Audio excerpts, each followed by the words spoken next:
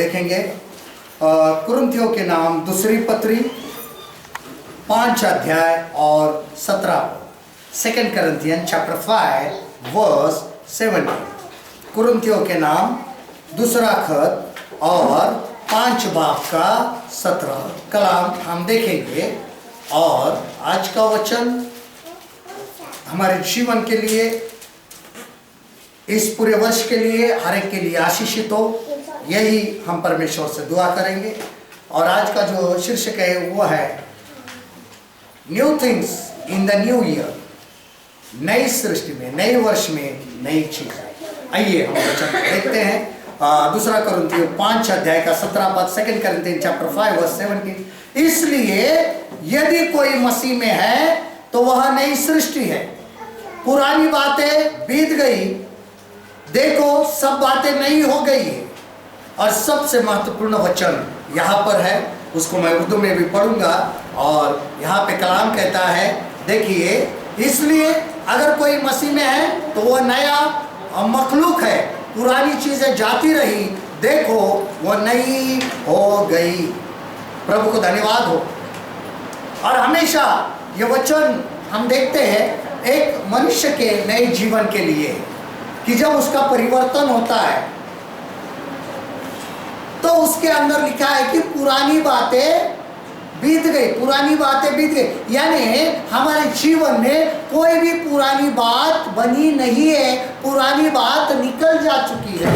और इसी के लिए जब हम इस वचन की ओर देखेंगे तो 7 बातें हमें देखने के लिए मिलेगी कि नई बातें हमारे जीवन में आना बहुत जरूरी होता है। कि जब नई सृष्टि बनती है, परमेश्वर हमें नई सृष्टि बनाता है, पुरानी सृष्टि निकल जाती है, लेकिन नई सृष्टि जब बनती है तो नई सृष्टि में क्या होना चाहिए। और अगर हम इस वचन की ओर देखते, सबसे पहला होता है कि हमारा नया उद्देश्य, अ न्यू एम। क्या होना चाहिए? नया उद्देश्य। मैं बार बार, हमेशा, कभी कभी हर साल एक बात कहता हूं कि हर वर्ष नया वर्ष आता है, बराबर है? नया वर्ष आता है, आगे का जो साल है वो बदलते रहता है। और महत्वपूर्ण बात यह होती है कि भले साल बदलता है, मनुष्य वही रहता है ना? अब नए वर्ष में तो आ गए, नया वर्ष है, सब नए वर्ष को मना रहे। भले आप नए वस्त्र पहनो या ना पहनो, उसकी कोई अहमियत नहीं होती है, नया वर्ष तो आ चुका है। लेकिन मनुष्य का विचार, मनुष्य का आचरण, मनुष्य का स्वभाव वही पुराना है। और एक ही दिन में मनुष्य उस नए वर्ष को पुराना कर देता है, बराबर है? वर्ष नया है, लेकिन इंसान कैसा है? तो नया उद्देश्य क्या है? कुछ नहीं है। बहुत बार हम देखते हैं कि हर वर्ष जो सिगरेट पीने वाले, शराब पीने वाले, तंबाकू खाने वाले निर्णय करते 31 के रात को, ये आखिरी दिन है मेरा, कल से मैं अभी रात के 12 बजे तक पीता है, दूसरा दिन तो ऐसा ही लग जाता है। और फिर सुबह उठकर जब सर दुखने लगता है तो बोलता है बहुत हैंगओवर हुआ है, अभी थोड़ा सा लेना। अभी कसम टूटी गई है तो अगले साल देखते। यही मनुष्य का चक्र है, लेकिन उद्देश्य कुछ होता नहीं। हमारा एक नया उद्देश्य होना चाहिए। नया उद्देश्य क्या है? इसी वचन में 9वां वचन हम देखते हैं, दूसरा कुरिन्थियों 5 का 9। देखिए कलाम क्या कहता है, इस कारण हमारे मन की उमंग यह है कि चाहे साथ रहे चाहे अलग रहे, पर हम उसे भाते रहे। हमारा उद्देश्य क्या होना चाहिए? देखिए उर्दू में पढ़ता हूँ, देखिए, इसी वास्ते हम ये हौसला रखते हैं, वतन में ख्वाह जिला वतन उसको खुश करे। यानी हमारा उद्देश्य क्या होना चाहिए? प्रभु को प्रसन्न करना। किसको प्रसन्न करना? प्रभु को प्रसन्न। क्या नए वस्त्र पहनने के बाद प्रभु प्रसन्न होते? प्रसन्न तब होते जब एक पुराना इंसान नई सृष्टि बनता है। कब प्रसन्न होता है? नई सृष्टि बनता है। चलो पूरा एकदम अच्छे से अच्छे वस्त्र पहन के आए, महंगे से महंगे वस्त्र पहन के आए, लेकिन जीवन वही है, बात करने का ढंग वही है, झूठ बोलने का तरीका वही है। इससे प्रभु प्रसन्न नहीं होता है कि हम नए वस्त्र पहने इसके लिए प्रभु बहुत खुश होगा, नहीं होगा। हमने अच्छे वस्त्र पहना इसके लिए प्रभु खुश होगा, नहीं होगा। प्रभु उसके लिए खुश होगा कि क्या हम प्रभु को प्रसन्न कर रहे हैं। और प्रभु जब तब प्रसन्न होगा जब हम उनकी आज्ञा के अनुसार चलेंगे, जब हम नई सृष्टि बनेंगे। हम बार बार अपने परिवारों में भी देखते हैं कि जब पिता और माता को प्रसन्न करना हो तो बच्चे क्या करते हैं? उनकी आज्ञा का पालन करते हैं। तो माँ बाप क्या हो जाते? खुश हो जाते। अच्छा है, मेरी आज्ञा का पालन करते हैं। क्या हम प्रभु को प्रसन्न करते? प्रभु हमें रोज कुछ ना कुछ देता है, लेकिन हम उसको प्रसन्न करते हैं या नहीं, यह सवाल बहुत महत्वपूर्ण है। तो ये नए वर्ष में हमारा नया उद्देश्य होना चाहिए, क्या? प्रभु को प्रसन्न करना। बाकी कुछ भी हो, मनुष्य को प्रसन्न नहीं करना है। मनुष्य को प्रसन्न नहीं करना है कि मनुष्य अगर आपको कहेगा कि देखो अगर आपने ये नहीं किया तो हमारा और तुम्हारा रिश्ता, यहाँ पे लिखा है कि हम भले दूर रहे या पास रहे, प्रभु को प्रसन्न करें। किसको प्रसन्न करें? प्रभु को प्रसन्न।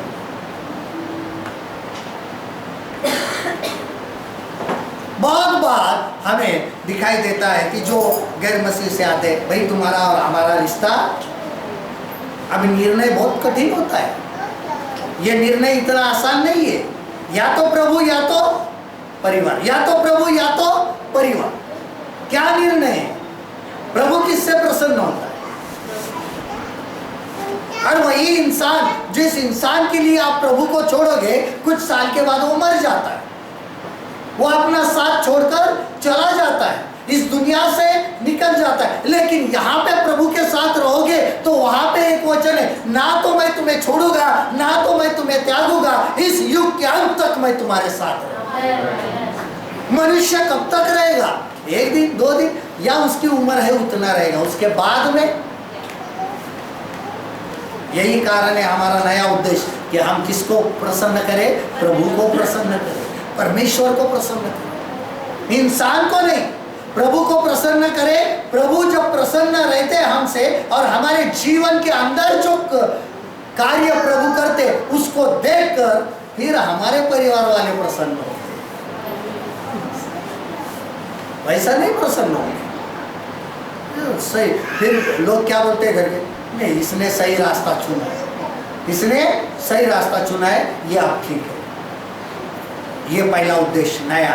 दूसरी बात, नई संगति, अ न्यू एसोसिएशन। नई संगति, नई संगति हमारे जीवन के लिए बहुत जरूरी है कि प्रभु के साथ एक हो जाना। 14 वचन हम देखते हैं इसके अंदर कि नए जीवन में क्या हो जाता है, क्योंकि मसीह का प्रेम हमें विवश कर देता है, इसलिए कि हम यह समझते हैं कि जब एक सबके लिए मरा तो सब मर गए। जब एक सबके लिए मर गया, यानी यीशु मसीह हमारे गुनाहों के लिए मर गए, तो हम सब के गुनाह मर गए। जैसे ही हम उनको अपना उद्धारकर्ता ग्रहण कर लेते हैं, हमारा पुराना जीवन मर जाता है और यीशु का नया जीवन हमारे अंदर आ जाता है। उनको में पता 14, क्योंकि मसीह की मोहब्बत हमको मजबूर कर देती है, इसलिए कि हम ये समझते हैं कि जब एक सबके वास्ते हुआ तो सब मर गए। हमारे जीवन के लिए बहुत जरूरी बात है एसोसिएशन में। हम जब भी आखिरी आशीष लेते हैं, नहीं, प्रभु यीशु मसीह का अनुग्रह, परमेश्वर पिता का प्रेम और पवित्र आत्मा की संगति, एसोसिएशन विथ होली स्पिरिट, पवित्र आत्मा के साथ संगति। बहुत सारी जो महत्वपूर्ण बात है इसके अंदर, परमेश्वर पवित्र आत्मा के साथ में संगति होना, ताकि हम परमेश्वर पिता और पुत्र के साथ क्या कर सके, बात कर सके। जब भी हम प्रार्थना करते हैं, प्रार्थना का लोगों के मन में एक ही उद्देश्य है, जाके कुछ ना कुछ मांगना। प्रार्थना का उद्देश्य यह नहीं है कि कुछ मांगना, प्रार्थना का सबसे महत्वपूर्ण उद्देश्य है कि प्रभु की संगति में बैठ। किसकी? प्रभु। भले आप कुछ मांगे या ना मांगे, सिर्फ उनकी संगति में क्या करो, बैठ जाओ। सबसे महत्वपूर्ण बात है, प्रभु हमसे बात करे ये महत्वपूर्ण नहीं है, प्रभु हमसे बात करे ये महत्वपूर्ण नहीं है, लेकिन प्रभु हमारे दुआ में संगति में बैठे ये महत्वपूर्ण है। ये संगति हमारे जीवन के लिए बहुत जरूरी है। तब हम नई संगति, हमारे लिए नए रिश्तेदार भी प्रभु निर्माण करते। यीशु मसीह को अपने चेलों ने पूछा, शागिर्दों ने, कि देखो हम सब कुछ छोड़ के आपके पास आए, हमें क्या मिलेगा? बोले आने वाले युग में आपको 100% मिलेगा। आपके भाई, आपके बहनें 100% आपको मिलेंगे, 100 गुना मिलेगा। भले आपका एक भाई आज हो, लेकिन आने वाले जीवन में प्रभु आपको 100 भाई देंगे। हमारे जीवन में यही बहुत बड़ी बात होती है। और आज यह संगति जो है, नई संगति होनी चाहिए। हमारी पुरानी संगति को छोड़ना बहुत जरूरी है। जब तक हम पुरानी संगति नहीं छोड़ते हैं, नई संगति में हाजिर नहीं होते। देखिए, अगर आप अच्छे, एक उदाहरण के तौर पर आप अच्छे हैं, लेकिन आपके जो दोस्त है, जो आपके दोस्त है, वो बुरी आदतों में, वो क्या है, बुरी आदत। भले आपको कोई भी बुरी आदत नहीं है, आप उनके साथ रहकर भी आप अच्छे हैं, ये बहुत बड़ी बात है। लेकिन आपको देखकर और उन दोस्तों को देखकर आज जो अच्छे लोग आपके साथ संगति रखना चाहते हैं वो नहीं आएंगे, क्योंकि वो चाहते हैं आपसे वो बुरी संगति वाले निकल जाए। कैसे आएंगे वो आपसे? आपके साथ बैठना उठना चाहने वाले बहुत लोग होते हैं, लेकिन कब आएंगे?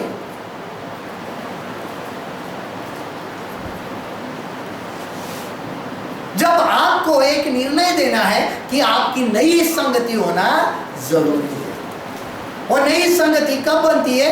जब हम यीशु मसीह को उद्धारकर्ता ग्रहण कर लेते हैं। पवित्र आत्मा यीशु मसीह के लहू के द्वारा हमारा रिश्ता यीशु मसीह में पिता के साथ जोड़ देता है, और उसी के साथ में हमारी रिश्तेदारी क्या होती है, बढ़ते जाती है। इसके लिए क्या है, जो प्रभु में वो नई सृष्टि, इसके लिए तो क्या नहीं से सिर्फ नया वर्ष होने से कुछ नहीं चलेगा, संगति भी नहीं होनी चाहिए। आज के बाद जब हम आज से नया वर्ष शुरू कर रहे हैं, तो हमारा हर दिन होना चाहिए कि नई संगति के लिए एक आत्मा प्रभु के पास लाना चाहिए। नई संगति बढ़ती है। नई संगति कैसे बढ़ेगी? एक आत्मा प्रभु के पास लाना है, ये नई संगति। एक आत्मा मैं रोज प्रभु के लिए लाऊंगा, भले आपको उस दिन मिले या ना मिले, लेकिन घर से जब निकलते हो तो प्रार्थना करके निकलना, दुआ करके निकलना, प्रभु मेरे साथ आज दिन भर में घर आने तक एक ऐसा व्यक्ति देना कि मैं उसको सुसमाचार सुन सकूं। देखो, बाइबल कहती है जब तक पवित्र आत्मा आकर्षित नहीं करता है, प्रभु के पास कोई नहीं आता है। तो पवित्र आत्मा काम करेगा और वो व्यक्ति आपके पास आएगा। और ये हमारे जीवन के लिए एक नई संगति होगी। उसके बाद नंबर 3, नया व्यवहार, अ न्यू एटीट्यूड। नया व्यवहार, जिससे हमसे प्यार किया उसके साथ रहना। देखिए 15 वचन क्या कहता है हमारे लिए कि देखो, और वह इस निमित्त सबके लिए मरा कि जो जीवित है वे आगे को अपने लिए न जिए, परंतु उसके लिए जो उनके लिए मरा और फिर जी उठा। और वो इसलिए सबके वास्ते हुआ कि जो जीते हैं वो आगे अपने लिए न जिए, बल्कि उसके लिए जिए जो उनके वास्ते मोए और फिर जी उठे। देखिए,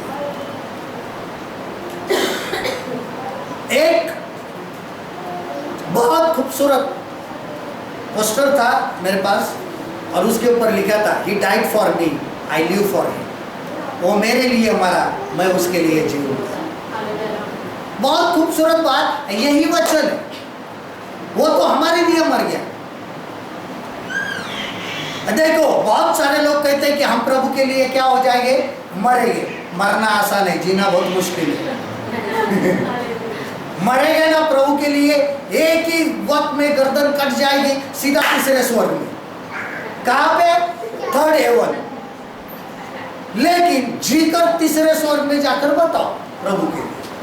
इसके लिए पौलुस कहता है, मैं अब ना जीवित रहा तो मुझ में प्रभु जीवित है, और मैं रोज मरता हूं, मैं रोज मरता हूं। I die daily, not die daily, he die daily. लोग कभी कभी गलत अंग्रेजी का अर्थ लेते हैं ना, जो के तौर पर होता है कभी कभी, कि कभी किसी ने कहा कि अरे ऐसा नहीं है, सफेद बाल जो है परमेश्वर का मुकुट है। बुजुर्गों को क्या है? मुकुट है, परमेश्वर ने शोभा का दिया हुआ। अगर किसी ने कहा तो काले लगाने वाले क्या कहते हैं? पौलुस कहता है आई डाई डेली। डाई यानी वो रोज मरता है, वो डाई नहीं करता है। और हम यही रोजाना करते हैं, वचनों का गलत इस्तेमाल करते हैं। मरना आसान, रोज मरना है, रोज जीना है। प्रभु के लिए जीना हमें चाहिए, नया उद्देश्य में, नई सृष्टि में। पुराना मनुष्य मर गया, आप जीते किसके लिए? जो हमारे लिए मर गया। हमारे लिए कौन मर गया? यीशु मसीह। कोई इंसान नहीं मरा। एक आपको सवाल है, आपके गुनाह के लिए आपके घर में से कौन मरा है? A new attitude to live unto him who loved us, कि जो हमसे प्रेम करते हैं उनके लिए क्या होना चाहिए? जीना चाहिए। जीना मसीह है, मरना लाभ है। पौलुस कहते हैं जीना क्या है? मसीह है, मरना लाभ है। कैसे होता है? एक बात देखो, मरेंगे पहले ही बताया ना, मरना लाभ है। मर गए सीधा किसके पास? प्रभु के पास। लाभ हुआ ना, सामने प्रभु। लेकिन जीना मसीह है, हर रोज मसीह तो मैं चल रहा है। जब हम कहते ना मैं मसीह ही हूँ, मैं कौन हूँ? मसीह हूँ। क्या मसीह के लिए जीते? जो मसीह के लिए जीते हैं वही कह सकते हैं मैं मसीह। मसीह के लिए मरना मसीहत में नहीं आता है, वो तो स्वार्थ होता है कि एक बार की झंझट छूट जाए, तकलीफ से मैं आजाद हो जाऊं। प्रभु मैं मरने के लिए तैयार हूं। प्रभु कहता है नहीं मरने दूंगा जब तक तू मेरे लिए रोज मरता।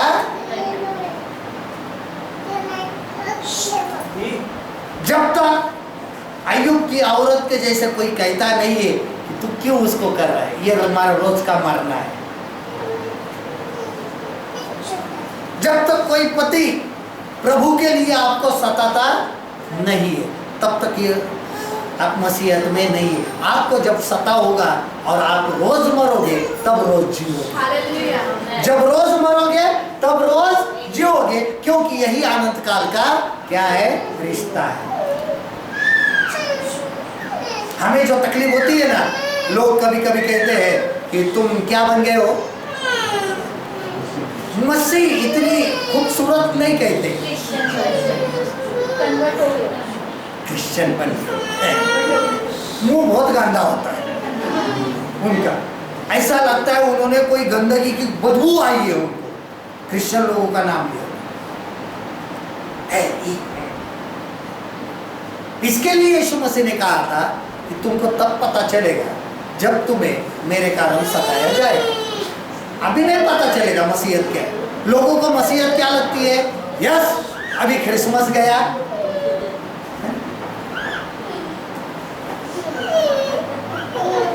डांस वगैरह, फिर न्यू ईयर आ गया, 31st, मजा है ना।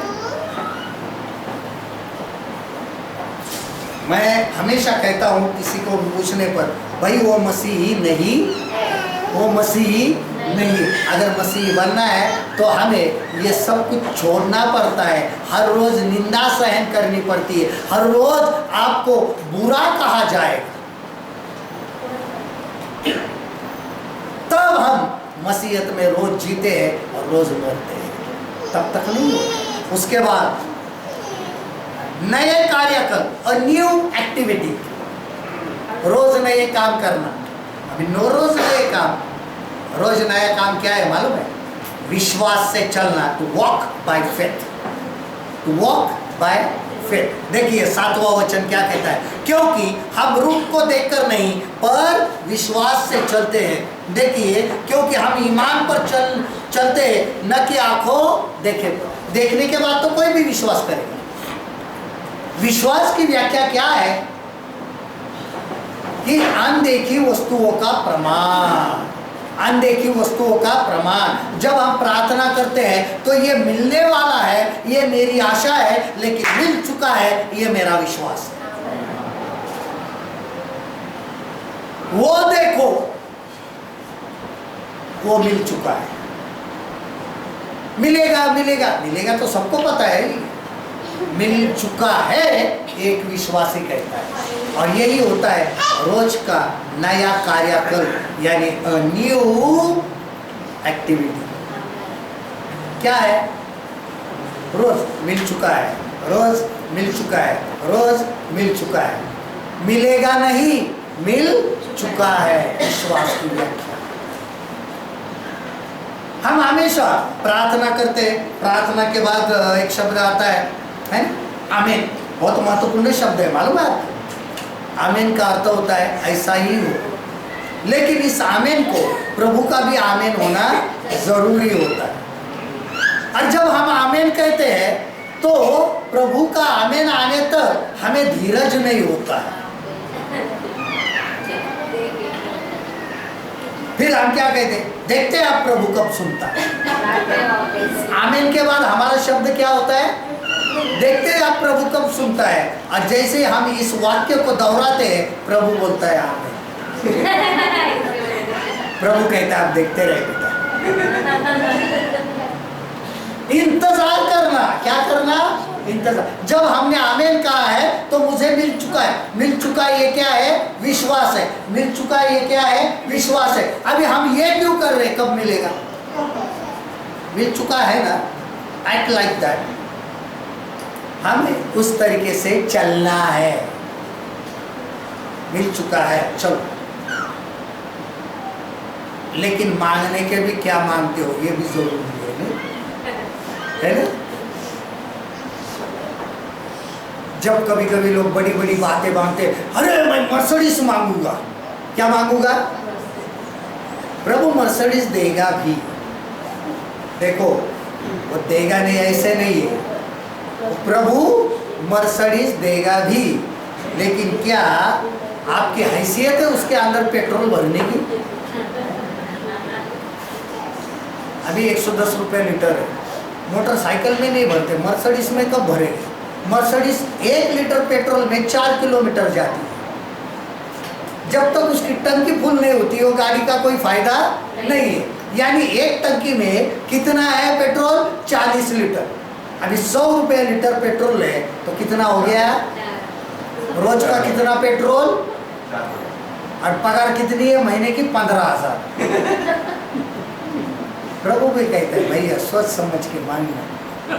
क्या प्रभु तूने तो कहा है मांगेगा तो मिलेगा, लेकिन मांगने से मैं दूंगा, लेकिन पेट्रोल कहाँ से भरेगा भैया? जब वो मर्सिडीज का हेडलैम्प टूटता है तो उसकी कीमत, एक साइड का हेडलैम्प कभी टूटा ना तो उसकी कीमत है 22,000। और पगार सोचो, अगर वही गाड़ी मांगनी है, वही गाड़ी मांगनी है तो प्रार्थना करने का तरीका भी होना चाहिए विश्वास में। प्रभु तू मुझे मर्सिडीज देगा, देने वाला ये मुझे पता है, लेकिन उसमें पेट्रोल भरने के लिए और उसका मेंटेनेंस रखने की हैसियत मेरी बना। तब जब वो हैसियत बनेगी ना तो आपको कोई देने की जरूरत नहीं, आप खरीदने की औकात रखते हो। मांगने का कुछ तरीका होता है, मांगो तो मिलेगा, तो कुछ भी नहीं मांगना है। विश्वास के साथ जो मांगना है वो सही तरीके से मांगना, और वो मिल चुका है इस तरीके से जीना, ये हमारे लिए बहुत जरूरी। ये नया क्या है, कार्यकल्प है। This is the new activities in this new year. हमें ऐसे ही होनी चाहिए हर एक बार। मैंने उदाहरण के तौर पर गाड़ी का उदाहरण दिया, लेकिन गाड़ी ही चाहिए ऐसा नहीं। हमारे जीवन में बहुत सारे बातों की क्या है, हमारी जरूरतें हैं। जरूरतों को पूरा करने वाला परमेश्वर है। हम जब लॉकडाउन की बात करते हैं तो हमारी अच्छी से अच्छी जरूरतें पूरी हो गई नहीं। यहाँ बैठा हुआ एक भी व्यक्ति मुझे ये नहीं कह सकेगा आज गवाही में कि मैंने पूरे लॉकडाउन में 10 दिन भूखा था, कुछ मिला ही नहीं। बोल के बताओ, नहीं ना? आमीन। तो प्रभु के लिए डबल काम भी करो, नए वर्ष में नए काम करो, नई एक्टिविटीज करो। उसके बाद नया मोह, या means a new attachment, a new attachment, नया मोह।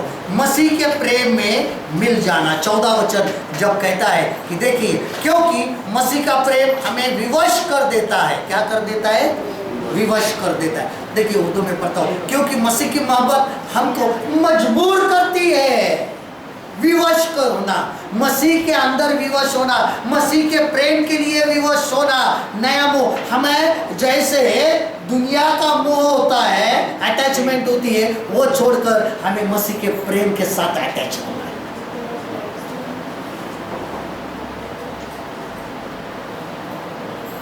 मैं बहुत बार प्रेम के ऊपर कुछ नहीं कहता हूँ।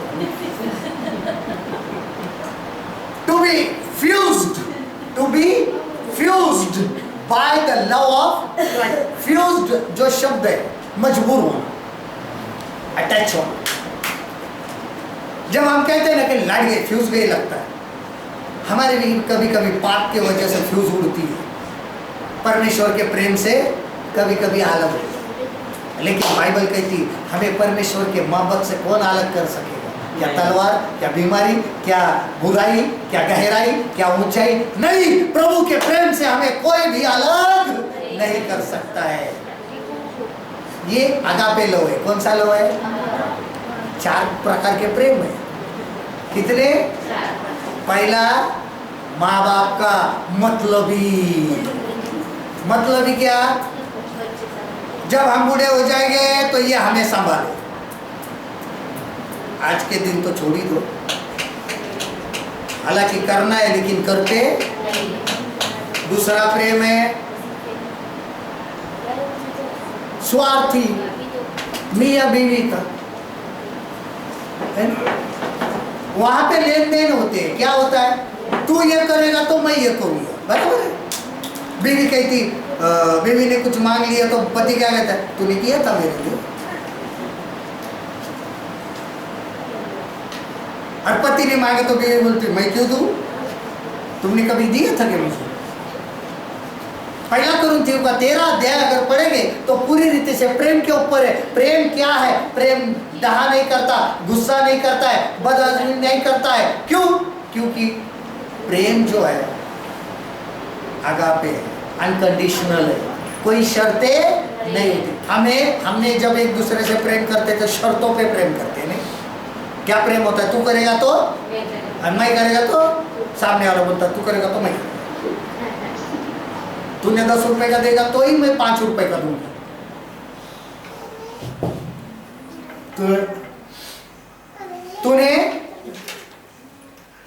तूने किया तो तू 10 रुपए का देगा तो ही मैं, बराबर है। और तीसरा प्रेम है आजकल के जवानों का, वासना। कौन सा प्रेम है? जब हम उस प्रेम को देखते हैं तो नजरों में क्या होती है? वासना, गंदगी होती है। वो आजकल का प्रेम है जवान लोगों का। और चौथा जो है वो परमेश्वर का प्रेम है, अनकंडीशनल लव। यूहन्ना 3:16 में कहा है कि परमेश्वर ने जगत से इतनी मोहब्बत की कि अपना एकलौता बेटा दे दिया ताकि जो कोई भी उसके